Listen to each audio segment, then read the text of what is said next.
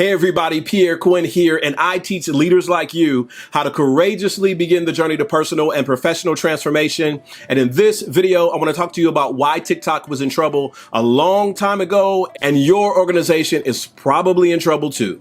So, let's go.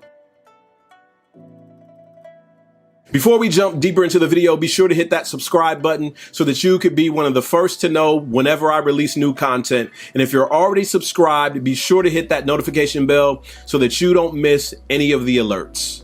So TikTok is in trouble. Microsoft is trying to buy it. The president has banned communication with the company that runs it, and Instagram has officially come for it. If you're not familiar with TikTok, a casual glance at their website reveals that TikTok is the leading source of short form video. This social media platform has exploded. 800 million monthly users, 2 billion downloads from the App Store, and really they've cornered the market of connecting to 16 to 24-year-olds. So let's talk about influence for just a moment.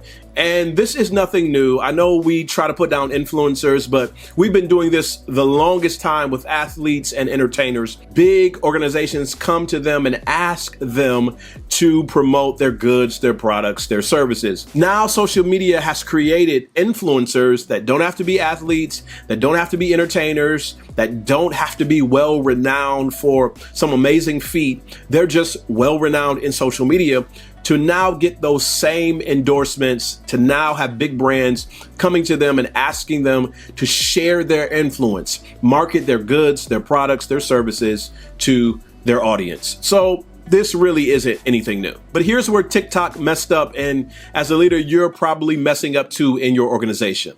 You forget that great ideas often invite competition. And in some cases, the people who are the most renowned for a particular idea were not the first to market. Sometimes the person who was first to market did not have the money, did not have the leverage, did not have the influence. So someone comes along a little bit later with sometimes not even the best version of this idea, but because they have the money, because they have the influence, because they have the connection, they blow up with the idea. A great example of this is the Big Boy restaurant and the Big Boy burger.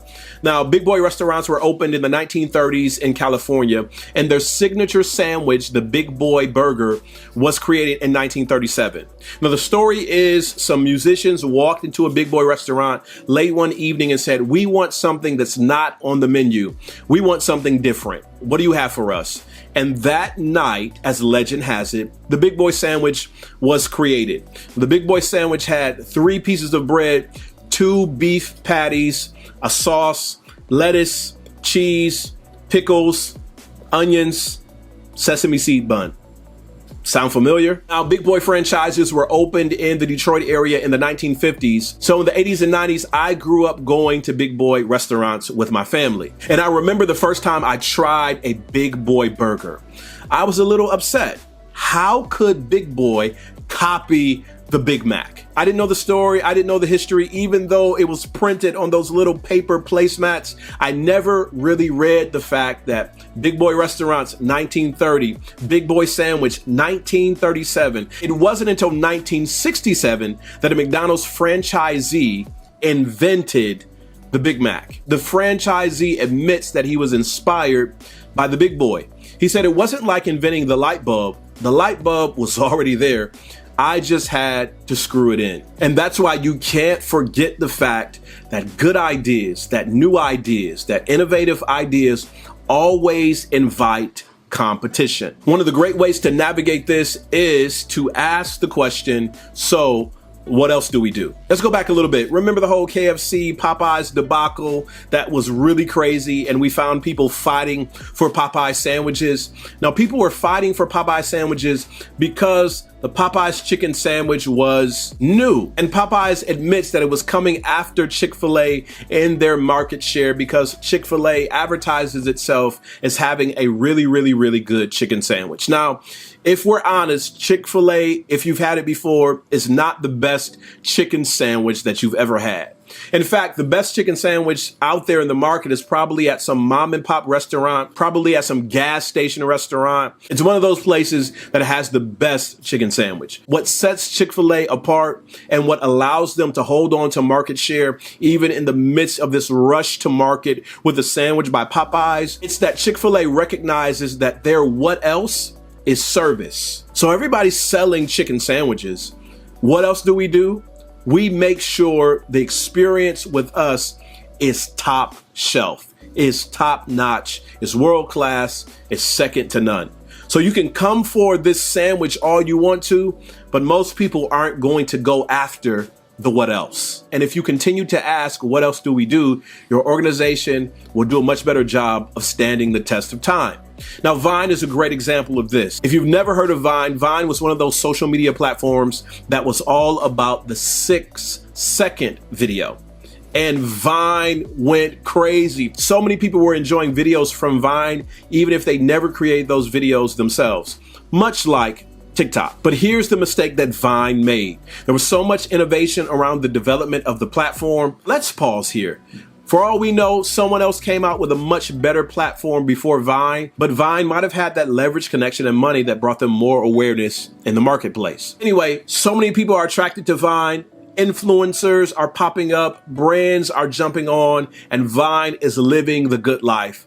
But then competition starts to show up because success leaves clues and people are eagerly taking notes. And the innovation that led to the development of the platform lost out to the maintenance of the company. And they never made the pivot. They never made the shift. They stopped asking the question, so what else do we do? And other platforms started to creep in on what Vine was leading the way in. And one of those platforms was Instagram. Instagram says we're going to create a feature that allows the people that use our platform to create their own short form videos. Because Vine was so concerned with maintaining the company and not providing enough innovation, influencers left Vine and went to Instagram. So here we are again, TikTok, taking the world by storm, influence, short form video. And Instagram comes along and drops the Reels option. What's the Reels option? It's essentially Instagram's version of TikTok. You can blame it on Microsoft trying to buy it.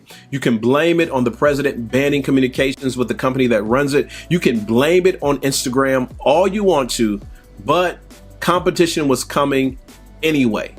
Even without Microsoft, even without Instagram, even without the president, competition was always coming for TikTok because competition always shows up when you have a great idea. So here's what you can do with your team. Here's what you can do with your business. Here's what you can do as a solopreneur. Here's what you can do as a person who has a great idea and has started to share that great idea with the rest of the world. Number one, you can ignore the fact that competition is showing up right behind you. You can think, I'm the best, I'm the top, I'm the leader, we're the innovative ones. Nobody else is going to match us. But if you hold on to that idea and you're not paying attention to what's going on around you, eventually the people behind you are going to pass you. Your second option is that you can complain. You can complain that people are taking what you started. You can complain that people are copying your idea. You can complain that you're losing customers. You can complain that people are going to a different church or going to a different place to buy their clothes